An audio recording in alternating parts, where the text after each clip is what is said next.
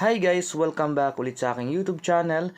For today's video guys, ituturo po sa inyo kung paano natin maiiwasan yung mga nagpa-pop up or nagno-notify sa ating phone pag nagbubukas tayo ng apps.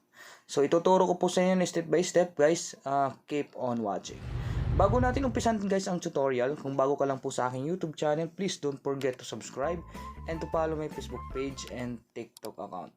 I-like nyo na rin po at saka i-share para lagi po kayo ma-update sa aking mga video tutorial. Okay guys, umpisa na po natin ang tutorial after ng intro.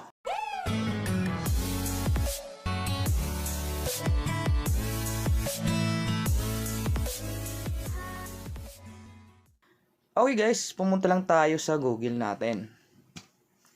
I-tap lang natin ang Google. And then guys, ang gawin natin, i-tap natin tong 3 dot nasa right side. Tapos guys, hanapin natin ang settings. So mapupunta tayo dito sa account natin ng phone. Hanapin naman natin guys ang site settings. Tapos hanapin din natin ang pop-ups and redirects. So ngayon guys, pag nakita nyo itong naka-on, dapat i-off nyo po yan para hindi na po mag-pop up yung mga notification na hindi natin inaasahan, kasi possible ma-hack pa yung account natin, no? Pagka nagkaroon ng mga notification diyan, tapos nakapag-fill up kayo ng mga personal information. So yun ang unang step guys. Tapos guys, yung pangalawang step guys, i-click natin ang ads. So dapat naka-off din po yan guys, yung ads na yan, para maiwasan natin yung mga ads na nagpa-pop up sa phone natin. Okay?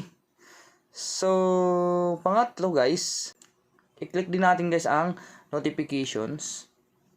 So, dapat guys, naka-off po yan ang notification natin guys, para lahat hindi na po magno-notify kapag magbubukas tayo ng mga apps. So, i-off lang natin yan. Kung ayaw nyo po mayroong mga nag-pop up dito sa sa phone natin, no? I-off lang din natin ang notifications sa Google. So ngayon guys, okay na po 'yan, no? Na-off na natin lahat ng possible na mag-notify sa phone natin. So I hope guys may natutunan kayo dito about sa yung mga nagpa-pop up sa ating phone, kasi madalas nakaka-disturbo din po siya kapag gumagamit tayo ng phone kapag may nagpa-pop up. So, yun lang guys. Sana natutunan nyo po. Please don't forget to subscribe and to follow my Facebook page. Thank you and God bless you all.